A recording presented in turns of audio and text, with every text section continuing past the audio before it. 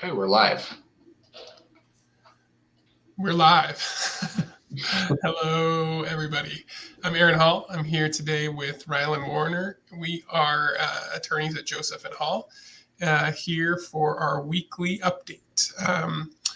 As always, I think we're each going to give a short update on some issues in the news, and then if there are any questions, we will try to get to them. You can put them in the comments, and we will get to them, and we will go from there. So, Rylan, do you want to start? I think you were going to talk about some recent announcements with the Afghans. Sure. Yeah. So it's not really announcements per se. There's Axios published a story, and it's not anything that's been announced yet. So don't want anybody to get their hopes up before we get started.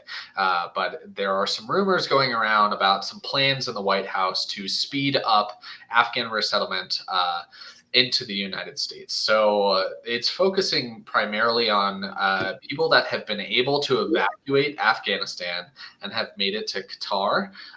And there is a base there where a lot of people are waiting to hopefully get humanitarian paroled into the United States. So a lot of people, when the Afghanistan crisis broke out months ago, a lot of people filed for humanitarian parole as a way to enter the United States. Humanitarian parole is used for people that don't otherwise have a way to be able to get into the United States. But if there is a particular humanitarian reason, such as they were betrayed by the U.S. government and abandoned so quickly and stuck in a terrible situation, then hopefully that would qualify as a reason why they should be allowed to enter the United States to avoid this imminent persecution as the Taliban took control of the country and was hunting people down and looking to harm people. But as we've seen, there have been major delays in the processing of these forms and applications. So people are not happy with how the situation is continuing to unfold, or rather not unfold, because nothing seems to be happening yet. So these are rumors, like I said, about a potential plan, and it's based around a U.S.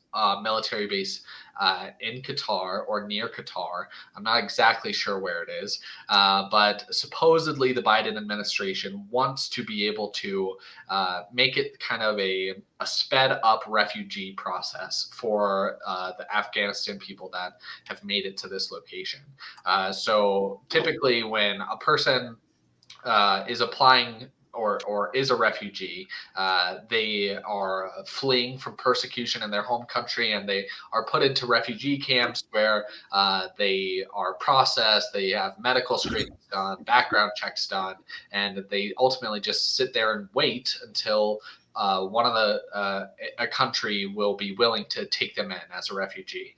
But according to the White House plans for this refugee camp that it's in Qatar for Afghanistan people or Afghans, they are looking to have that process shrunken down to 30 days. Which is a really fast day for a refugee relocation program. And that's why it's a rumor now and not anything announced, because we don't know that they would actually be able to process people so quickly.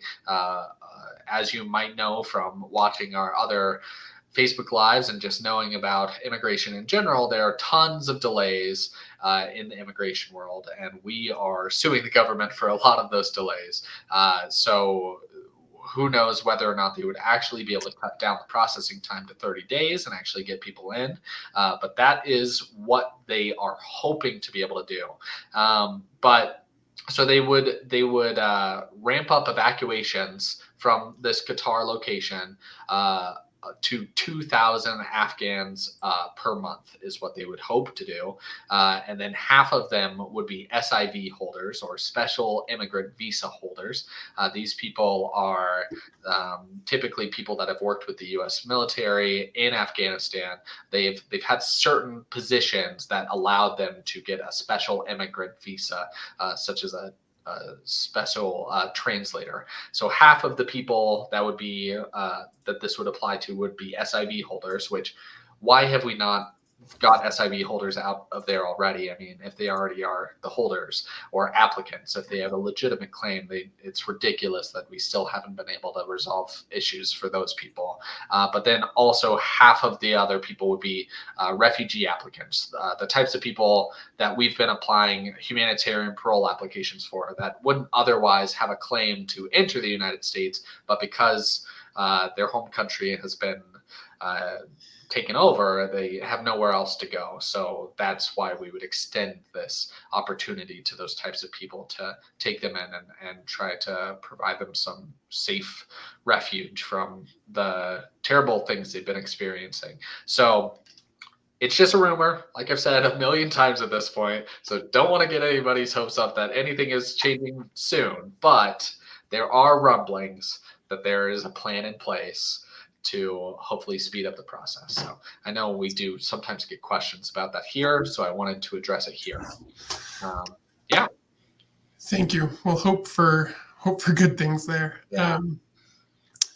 Well, the update that I wanted to give was about expedite requests at USCIS. Because everything takes a really long time, basically almost everything is really delayed with immigration benefits requests with USCIS. They, I believe, are getting a ton of expedite requests because people have an urgent need for the benefit that they've applied for and that they qualify for. And previously they had some guidance on their website about how to make a request and what was needed to qualify for a request. But I wanted to flag something for you all, that they actually made an update to their website on how to make an expedite request. And part of the update gives more detail to what they will consider a qualifying request. And I wanted to walk through a little bit of that. So the first, they set out a number of categories of criteria that might qualify. And the first is severe loss, financial loss to a company or a person, as long as the need for urgent action isn't because of a failure to timely file a benefit request or timely respond to a request for additional evidence. And they had said that before, but now they give a little bit more detail. And what they say is that a company can demonstrate it would suffer a severe financial loss if it is at risk of failing, losing a critical contract, or having to lay off other employees. For example, a medical office may suffer severe financial loss if a gap in a doctor's employment authorization would require the medical practice to lay off medical assistants. So importantly, in their example, it's not necessarily the applicant themselves being sufficient there. They want evidence that it's going to cause financial hardship to others as well. And it says that the job loss could be sufficient just based on the person, depending on individual circumstances as well. So they're going to weigh those requests. The part of the problem here with the way they're setting these out is that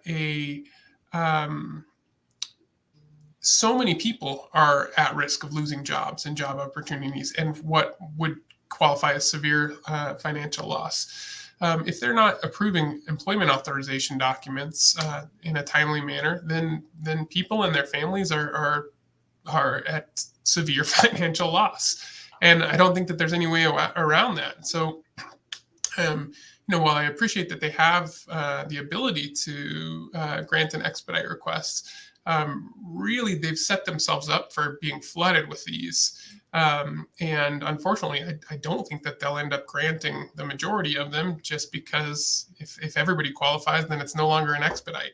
So that really the answer there is to timely process applications in the first place. The next category is emergencies and urgent humanitarian reasons. Here they give, again, a little bit more detail than they used to. And they say examples may include illness, disability, extreme living conditions, death in a family, or a critical need to obtain medical treatment in a limited amount of time. And an emergency might include the expedite of employment authorization for healthcare worker during a national emergency such as a COVID-19 pandemic. It says that there is no, they're not going to grant this in general, as you might expect for somebody to be able to go on vacation. That's not going to meet the definition of an emergency. Other categories are where it's a nonprofit organization whose request is in furtherance of cultural or societal interests of the United States, and they give a little bit of examples there that I won't go through. U.S. government interests, and that's usually where a government agency, either federal, state, or local, is making the expedite request on somebody's behalf. And then finally, it's where there's clear USCIS error. Importantly, it says that not every circumstance that fits in these categories will result in expedited processing. So just because you can point to this and say, look, I qualify, it doesn't mean it's going to be granted. And the reason that I wanted to give this update is because we get a lot of people wanting to do expedite requests on their cases, and we often do them, but I would say with very limited success. And again, it's just because of the system-wide delays that they're getting so many requests that not that many can get granted. So anyway, there is a little bit more detail there and some more considerations in making the request and how to frame the request. But I think the issues are bigger and more systemic than expedite requests can really handle. Yeah, and I included a link to USCIS's guidance in the comments. So if anybody wants to look at it themselves, feel free.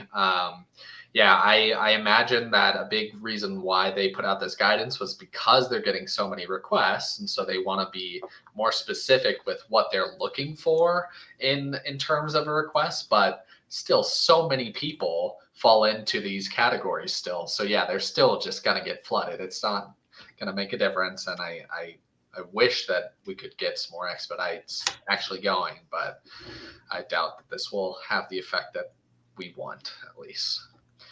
Okay, we have some questions here. Ronald DaCosta, he asks if we have any Go news. Sure, and I'll answer Ronald's question, and then it looks like there's one more, so I can do this one and then that one. Yeah. So there is Go news, nothing too substantive, but we've been asked by the government attorneys if we would oppose an additional request for more time for them to meet some initial filing deadlines. Again, because they still do not have the necessary approval from the Solicitor General's office to proceed with this appeal. So the way that it works is they file this notice of appeal thinking they might want to appeal and preserving the ability to appeal. But ultimately, the decision lies with the Solicitor General's office. And they don't have that approval. They didn't have it the last time around, and they asked if we would agree to an extension, and we said, no, we do not agree. Our plaintiffs need some degree of finality to this to be able to plan their lives, and they've waited long enough.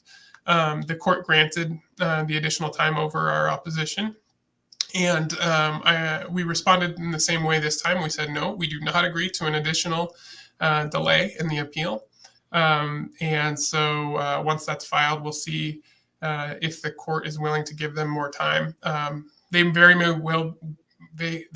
well may be, and it's just because courts tend to be a little bit flexible, especially with the government making these kinds of requests. But this kind of leads into the next question of, well, what does it mean? Well, there is no stay on the order. So the order is in effect. And what the order says is that they have to process the reserved visas by the end of this fiscal year, so by September 30th. The question from Delani is, if they start issuing visas after April, will plaintiffs get to know how they're issued? And I presume with that question she means like, how are they deciding which of the remaining plaintiffs would get visas? And would the plaintiffs have the option to change interview location? We don't know how transparent they will be about how people are selected from within the remaining plaintiffs. We don't know if they'll give some kind of criteria and tell us, or whether they will just be selecting people and scheduling interview appointments. We just don't know. I expect we'll learn more as they get closer to starting to issue them. And for people who don't know, the reason that Delaney says after April is because in other filings they have said that they will not be able to start issuing these visas until after April of this year. And then the last question from Delaney is, will plaintiffs have the option to change interview location? Yes, I would imagine that you would. If they were wanting to go forward and for some reason you needed to change the location, I would imagine that you or your attorney on the personal case would be able to communicate with the consulate, with the Department of State, and get it to the most convenient forum for the interview. Okay. And then we have one more question from Sidesh asking if there's any updates on the EAD delay lawsuit. And so we were working on a response to a motion to dismiss, and we got that filed. Was that last Friday or the Friday? I think it was last Friday. So when we filed that. And as far as I know, we're just waiting on the government's decision on the motion to dismiss and our response to the motion to dismiss. We think that we put forward a pretty strong response to it. So we're not too worried about it getting dismissed, but we'll just have to wait and see what the judge has to say about it. Yeah, I think you're right. It was Friday afternoon that we got that filed. Rylan and I both were involved in the drafting of that, so we're very, very familiar with how that went, and we feel good about it, and we think that we'll survive the motion to dismiss, and that should put us in a good place for going forward with the litigation. Or, as we've always said, we're always open to talking with the government about a settlement that will give the relief that plaintiffs deserve on these EAD delays. So that's the latest on the EAD delay lawsuit. Okay, that was the last question we had. So I guess we're good to go. Well, good. Well, thank you for the questions. Thanks for joining us, and we will be back next week. Thanks, Rylan. Yeah, thank you. Have a good one.